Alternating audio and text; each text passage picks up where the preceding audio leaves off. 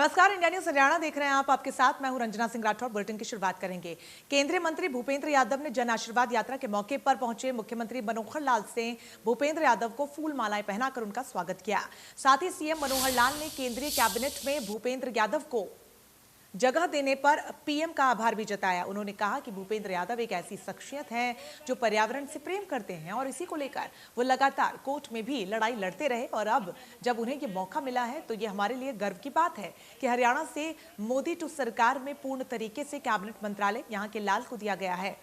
मुख्यमंत्री मनोहर लाल ने घोषणा करते हुए भूपेंद्र यादव के गांव जमालपुर में आयुर्वेद अस्पताल बनाने के साथ साथ इस गांव में सीवर लाइन बिछाने की भी घोषणा की। भाइयों बहनों, अब ये गांव उस नाते से कैसे मानचित्र पर आ गया है कि जहां का एक नौजवान, आपने उनको बचपन का उनका पालन पोषण किया, उनको बड़ा किया, सामाजिक जिम्मेवारियां उनके ऊपर आई और अनेक जिम्मेवारियां निभाते हुए पहले वो विद्यार्थी परिषद में, जब कॉलेज में विद्यार्थी रहे तो उसमें विद्यार्थी परिषद का काम किया। सामाजिक भावना तो शुरू से ही उनके मन में आ गई।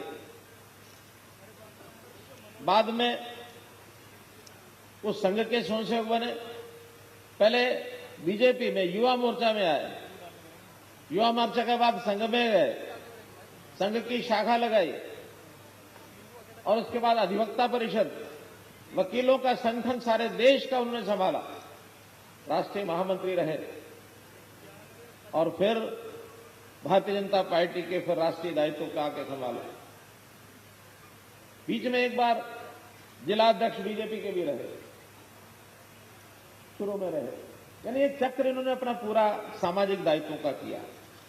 यानी इस प्रकार से इनके अनुभव का अंदाजा लगाया जा सकता है कि हर क्षेत्र का अनुभव इनको शुरू से हो गया। और फिर अब इन्होंने दो जगह पर अपना कब्जा किया हुआ है। राजस्थान में भी किया है, हरियाणा में भी किया है।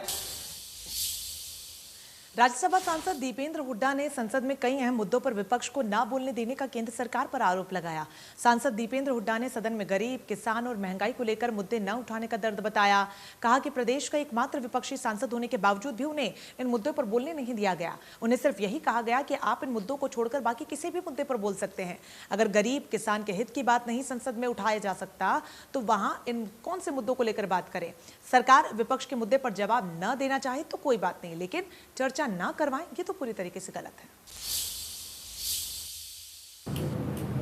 और बड़ा दुख है मेरे, एक मात्र विपक्षी सांसद प्रदेश के होने के नाते आप लोग के माध्यम से मैं बताना, जानकारी प्रदेश के लोगों को देना चाहता हूँ कि हमने 3 मुद्दों पे कहा था कि सरकार 3 मुद्दों पे चर्चा करे। पहला महंगाई और बेरोजगारी, दूसरा किसानों के मुद्दे और आंदोलन, और तीसरा जासूसी कांड। सरकार की तरफ से 2 टूक जवाब मिला कि भाई महंगाई बेरोजगारी पे आप चर्चा नहीं कर सकते, किसानों के मुद्दे पे आप चर्चा नहीं कर सकते और जासूसी कांड पे चर्चा नहीं कर सकते। आप चौथे पे चर्चा करें। तो हम मौसम के बारे में तो चर्चा करने गए नहीं थे। ये 3 मुद्दे अगर महत्वपूर्ण के हम अगर संसद में इन 3 मुद्दों के बारे में हम नहीं कुछ बोल पाएंगे, अगर देश के किसान की और देश के गरीब आदमी की आवाज़ हम भारत देश की संसद में नहीं तो क्या जिम्बाब्वे की संसद में लेके जाएंगे। तो हमने कहा कि भाई हमें बोलने तो ये 3 महत्वपूर्ण मुद्दे हैं, मगर सरकार अपने कहीं ना कहीं राजहट इसको कहा जाएगा, राजहट कहेगा या ऐसा अति अहंकार कहा जाएगा। पहली बार मैंने देखा है, 16 साल मेरा भी तजुर्बा हो गया देश की संसद में। हमें कोई आपत्ति नहीं, बहुमत है, सरकार प्रचंड बहुमत है, वो अपने बिल पास कराएगा। मगर जो कुछ विपक्ष के कुछ मुद्दे हैं आप उनसे असहमत हो सकते हैं, मगर उस पर चर्चा करके जवाब देने में संसद और किस लिए बनी है। अगर केवल सरकार के बहुमत से बिल ही पास होने हैं संसद में। नारनौंद में किसान को बीजेपी की तिरंगा यात्रा में शामिल होना महंगा पड़ गया। डाटा गांव के रहने वाले किसान सुरेश का खाप पंचायत ने सामाजिक बहिष्कार कर दिया और इतना ही नहीं, किसान सुरेश पर कृषि यंत्र और कृषि से जुड़े किसी भी औजार लेने पर भी प्रतिबंध लगा दिया गया। साथ ही खाप ने आदेश दिया कि जो इस फैसले को नहीं मानेगा उस पर 5100 रुपए का जुर्माना लगाया जाएगा। आपको बता दें कि किसान सुरेश 11 अगस्त को बीजेपी की तिरंगा यात्रा में शामिल हुए थे। ये तिरंगा यात्रा पूर्व मंत्री के अभिमन्यु की अगुवाई में निकाली गई थी। 11 तारीख को नानू के अंदर तिरंगा यात्रा थी। मैं उसमें भाग लेने के लिए तैयार हो गया था, मशीन पर झंडे झुंडे लगा के, ट्रैक्टर पर झंडे झुंडे लगा के।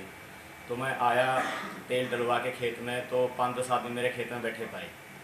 वो बोले आके कि भाई इतना वहाँ नहीं जाना तिरंगा यात्रा में। उन्हें तिरंगे का अपमान किया, मना कर रहे हैं। तो मैंने कहा भाई मैं तो जाऊँगा तिरंगा यात्रा में भाग लेऊँगा, तिरंगे का मान सम्मान रखूँगा, मैं बड़े चाव से जाऊँगा। वो ने बोले जाने नहीं देंगे। मैंने कहा मैं तो जाऊँगा। फिर मैंने 1-2 पॉइंट पूछा भाई क्यों नहीं जाने देते, 1-2 जवाब करे मैंने, उनके पास कोई जवाब नहीं था।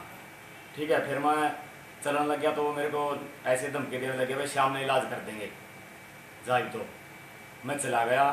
फिर मैं तिरंगा यात्रा में भाग लिया। फिर मैं गांव में पहुंचा। गांव में शाम में घर जाके तो मैं खेत में रहता हूं, तो अनाउंसमेंट सुनी मैंने भाई सुबह गांव इकट्ठा होगा, रोगी खाप का चौतरा जी डाटा गांव इकट्ठा होगा। वहाँ जो नारनू तिरंगा यात्रा में भाग लिया था जिसने, उनके खिलाफ कोई वो कराया जाएगा। तो जी सुबह गांव इकट्ठा हो गया। हमारे को न बुलाया गया ना पूछा गया भाई के बात थी के नहीं थी। उन्होंने जो थे जयवीर था, बारिश था, रामरूप था, विनोद सरपंच तो मौजूदा है, वो तो आवेगा पंचायत में। ये थे जी और होंगे लाले गले, हमें ना थे उस टाइम पे, ना बुलाए गए। तो जी उसमें फिर मैंने तो फिर बाद में पता चला 3-4 घंटे बाद कि भाई ये फैसला कर दिया पंचायत ने। पता चला अनाउंसमेंट भी हुई है शाम ने फिर कि भाई इसकी दाती से लेकर कंपाइन तक कोई किसी प्रकार का लेन देन नहीं कर, ना कोई काम करवाएगा, ना कोई इनका लेन देन किसी प्रकार का। और घर पे जो जाएगा इसके उसको 5100 रुपये जुर्माना लगेगा और बताने वाले को 2100 रुपये इनाम दिया जाएगा। चरखी दादरी में खापों की अगुवाई में आपको बता दें कि किसानों ने टीकरी बॉर्डर की तरफ कूच किया। खापलैंड समझे जाने वाले चरखी दादरी इलाके की खापों ने अब दिल्ली कूच किया है। काफ़ी तादाद में सामग्री लेकर दिल्ली की तरफ किसान संगठनों के साथ साथ चाहे शोरान, सांगवान, फोगाट व दूसरी खापों व जन संगठनों की बात करें, उनके द्वारा कूच किया गया। इससे पहले 15 तारीख को तिरंगा यात्रा किसान संगठनों के द्वारा खापों के बैनर तले निकाली गई थी। निर्णय लिया गया था, पहले एक महापंचायत आयोजित की गई थी और महापंचायत में ये निर्णय लिया गया था कि 15 तारीख को तिरंगा यात्रा निकालने के बाद दिल्ली टिकरी बोर्ड पर किसानों के द्वारा कूच किया जाएगा। कूच किया गया है, ऐलान किया गया है, जब तक तीनों कृषि कानूनों को रद्द नहीं किया जाता, निरस्त नहीं किया जाता, तब तक जो किसान संगठन है, खापों के प्रतिनिधि हैं, खाप पंचायती, वो वापस नहीं लौटेंगे। बहरहाल जिस तरह से खापों के द्वारा ऐलान किया गया, बड़े बड़े फैसले विगत में भी खापों के द्वारा लिए जाते रहे हैं। एक बार फिर से खापों ने कमर कसी है और अब देखने वाली बात ये होगी कि किस तरह से खापें सरकार को झुका पाएंगी, 3 कृषि कानूनों को निरस्त करवा पाएंगी अथवा आंदोलन इसी माने जारी रहेगा। चरखी दादरी से सहयोगी अनिल लहरी व वीडियो जर्नलिस्ट सुनीता अवस्थी के साथ रवि जांगड़ा, इंडिया न्यूज, हरियाणा। प्रदेश के सामाजिक न्याय और अधिकारिता मंत्री ओम प्रकाश यादव का दावा है कि गठबंधन सरकार जल्दी ही बुढ़ापा और विधवा पेंशन बढ़ाने को लेकर फैसला लेगी। ओपी यादव ने कहा कि जेजेपी और बीजेपी गठबंधन सरकार का कॉमन मिनिमम प्रोग्राम बनाया गया है और पेंशन बढ़ाने के मुद्दे को लेकर एक कमेटी का गठन किया हुआ है। यह कमेटी जो भी फैसला लेगी उसे लागू किया जाएगा। ये बीजेपी पार्टी का मैनिफेस्टो हो सकता है, मुझे तो पता भी नहीं, लेकिन फिर भी जब 2 सरकारें मिलकर, 2 पार्टियां मिलकर कोई सरकार बनाती है तो कॉमन मिनिमम प्रोग्राम पर आधारित होता है और उसके लिए हमने एक कमेटी गठित कर रखी है। वो जो फैसला करेंगे उस प्रकार से हम आगे बढ़ें। फरीदाबाद के जेसी बोस वाईएमसीए यूनिवर्सिटी में 70 करोड़ रुपए से ज्यादा की परियोजनाओं का केंद्रीय राज्य मंत्री कृष्णपाल गुर्जर ने लोकार्पण किया। इनमें से ज्यादातर परियोजनाओं की आधारशिला 2017 में रखी गई थी।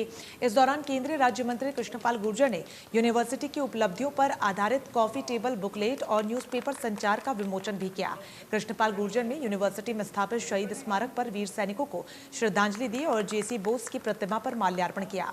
समारोह में फरीदाबाद विधायक नरेंद्र गुप्ता, बडकल विधायक सीमा तिरखा, तिगांव विधायक राजेश नागर भी मौजूद रहे।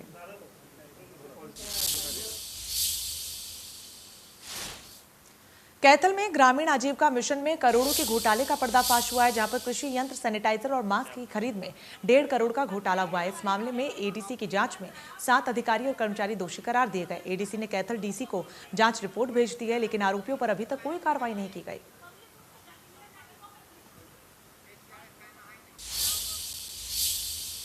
पंचकुला के बरवाला में विवाहिता ने फांसी का फंदा लगाकर खुदकुशी कर ली। पुलिस मामले की जांच में जुटी है। पंचकुला के बरवाला में एक नवविवाहिता के सुसाइड का मामला सामने आया है, जिसे देखते हुए पंचकुला पुलिस मौके पर पहुंच चुकी है। अभी तक की मिली जानकारी के अनुसार नवविवाहिता के 2 बच्चे हैं और उसके साथ साथ उसका पति अंडों का कारोबार कर रहा है। पिछले कुछ समय से नवविवाहिता की अपने पति के साथ खींचतान चल रही थी। वो घूमने जाना चाहती थी, लेकिन पति अभी पैसों की तंगी के चलते कहीं नहीं जा पा रहा था। रक्षाबंधन से ठीक कुछ दिन पहले ही इस महिला ने, जिसका नाम रितु चौबे बताया जा रहा है, सुसाइड कर लिया है। वहीं अभी तक पुलिस को कोई सुसाइड नोट नहीं बरामद हुआ है। वहीं परिवार की तरफ से किसी भी प्रकार की शिकायत नहीं दी गई है। देखते हैं पुलिस आगे क्या कार्रवाई करती है। कैमरामैन कपिल नागपाल के साथ अमित शर्मा, इंडिया न्यूज हरियाणा। यमुनानगर में झाड़ियों में नवजात के मिलने का मामला सामने आया है। मनुष्य का पहला गुरु उसकी माँ होती है और माँ ही उसे जन्म देती है और कहा जाता है कि गुरु का स्थान परमात्मा से भी बड़ा होता है। लेकिन कलयुग में ऐसी भी माएँ हैं जो अपने बच्चों की जान लेने से भी गुरेज नहीं करती। ताज़ा मामला यमुनानगर का आया है, जहां एक माँ ने अपने नवजात बच्चे को ही मौत के घाट उतार दिया और उसका जो शव था कुत्तों ने नोच डाला। आज सुबह ही गांधीनगर पुलिस को सूचना मिली कि कोई जो नवजात बच्चे का जो शव है वो कुत्ते उन्हें नोचो और वहाँ पर पड़ा हुआ है। तो जो गांधीनगर पुलिस SHO है वो मौके पर पहुँचे और उन्होंने जाकर देखा, फोरेंसिक टीम बुलाई और उन्होंने फिर शव का पोस्टमार्टम करवाया और शव का DNA करवा लिया गया है। SHO जसबीर का कहना है कि वो DNA के आधार पर जल्दी ही दोषियों को पकड़ने की कार्रवाई करेंगे। यमुनानगर से देवीदास शारदा, इंडिया न्यूज हरियाणा। हरियाणा विद्यालय शिक्षा बोर्ड के नए सचिव हितेंद्र शर्मा ने 18 तारीख से शुरू होने वाली परीक्षाओं को लेकर तैयारियों के बारे में बताया। एक अरसे के बाद आयोजित की जा रही हरियाणा विद्यालय शिक्षा बोर्ड की परीक्षाओं को लेकर बोर्ड पूरी तरह से मुस्तैद है। हरियाणा विद्यालय शिक्षा बोर्ड में नवनियुक्त सचिव हितेंद्र शर्मा ने इंडिया न्यूज हरियाणा से खास बातचीत में बताया कि न केवल नकल माफिया पर अंकुश लगाने के लिए उनके द्वारा प्रयास किए जाएंगे, बल्कि पंचायतों का भी सहयोग लिया जाएगा। साथ ही साथ उन्होंने प्रतिबद्धता दोहराई कि जिस तरह से नकल माफिया विगत में हावी होता देखा गया था, उस पर अंकुश लगाया जाएगा, पंचायतों का सहयोग लिया जाएगा। इसके अलावा कोविड गाइडलाइंस को फॉलो करते हुए परीक्षाओं का आयोजन करवाया जाएगा।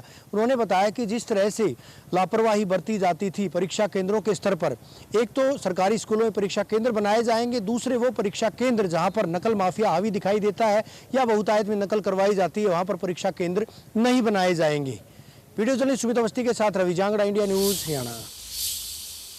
अंबाला छावनी में आज ट्रक ड्राइवरों के लिए विशेष वैक्सीनेशन कैंप लगाया गया, जिसका उद्घाटन हरियाणा के स्वास्थ्य मंत्री अनिल विज ने किया। इस मौके पर स्वास्थ्य मंत्री अनिल विज ने वैक्सीनेशन कैंप में वैक्सीन लगवा रहे ट्रक ड्राइवरों से बातचीत भी की और उनका हौसला बढ़ाया। मीडिया से बातचीत करते हुए स्वास्थ्य मंत्री अनिल विज ने कहा कि ये ट्रक ड्राइवरों के लिए बहुत अच्छी पहल है। उन्होंने कहा कि ये वो कैटेगरी है जो वैक्सीन से रह जाती है, क्योंकि ट्रक ड्राइवर हर वक्त अपनी ड्यूटी पर रहते हैं, ये जगह जगह आते जाते हैं, जिसकी वजह से इनको वैक्सीन नहीं लग पाती। वहीं वैक्सीनेशन कैंप में वैक्सीन लगवा चुके ट्रक ड्राइवरों ने भी इस पहल का स्वागत किया है। अभियान चलाया है क्योंकि ये वो कैटेगरी है जो वैक्सीनेशन से रह सकती है, क्योंकि ये तो हर वक्त अपनी ड्यूटी पर है, जगह जगह पर जहाँ पर सरकारें कैंप लगाती हैं।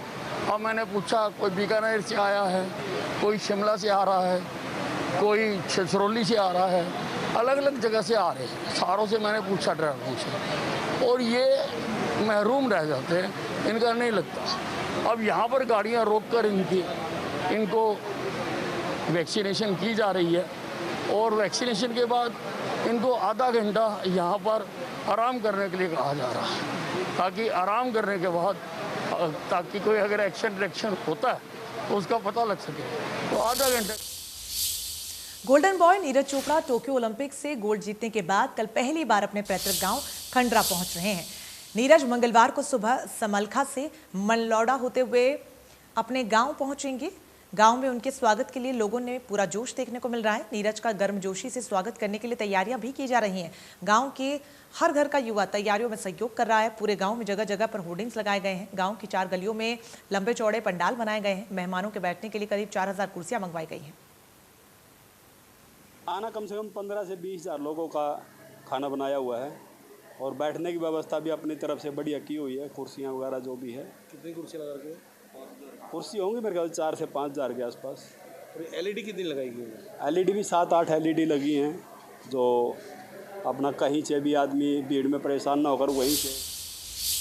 ओलंपिक में देश का नाम रोशन करने वाले जेवलिन थ्रोअर नीरज चोपड़ा का लोकप्रियता लगातार उनकी बढ़ती जा रही है। पलवल में तो नीरज चोपड़ा की 180 फीट की एक पेंटिंग बनाई गई है। पेंटिंग बनाने वाले आर्टिस्ट यूनुस खान ने बताया कि ये पेंटिंग युवाओं को खेलों के प्रति अपनी भावनाएं बढ़ाने और खेलों के प्रति अपना समर्पण दर्ज करवाने के लिए बनाई गई है। जिस तरीके से कड़ी मेहनत करके नीरज चोपड़ा ने देश को स्वर्ण पदक दिलाया है, उसी कड़ी में पलवल के खिलाड़ी भी कड़ी मेहनत करके देश को स्वर्ण पदक दिलाएं।